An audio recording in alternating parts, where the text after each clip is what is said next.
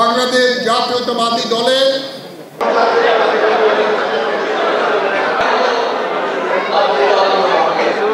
Minute কিংবা 5 মিনিটের বক্তব্য দিয়ে কৃতজ্ঞতা জানাই। এখনো আওয়ামী লীগের সঙ্গে তাদের সম্পর্ক আছে।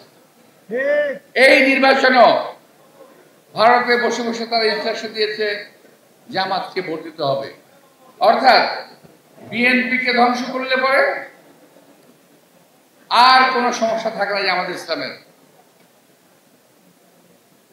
আওয়ামী লীগ বাইরে থেকে বসে জামাতকে বলবে এই মৌলবাদীরা সব দেশে আছে, সুতরাং এই দেশটাকে দখল করতে হবে, এরকম চিন্তা ভাবনা আওয়ামী লীগের ভেতরে আছে, কিন্তু কিছুই বুঝতে পারছে না দেশটা কোন দিকে যাচ্ছে।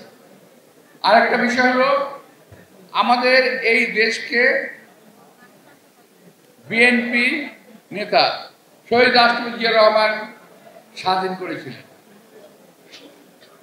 এই দেশের মুক্তিযোদ্ধাদের সঙ্গে নিয়ে দেশটাকে স্বাধীন করেছিলেন। আমি মনে করি, বিশ্বাস করি, আমি নিজেও একজন মুক্তিযোদ্ধা ছিলাম, একমাত্র বিএনপির হাতেই সারা বাংলাদেশের স্বাধীনতা, সার্বভৌমত্ব নিরাপদ, আর কেউ এটাকে নিরাপদ রাখতে পারবে না।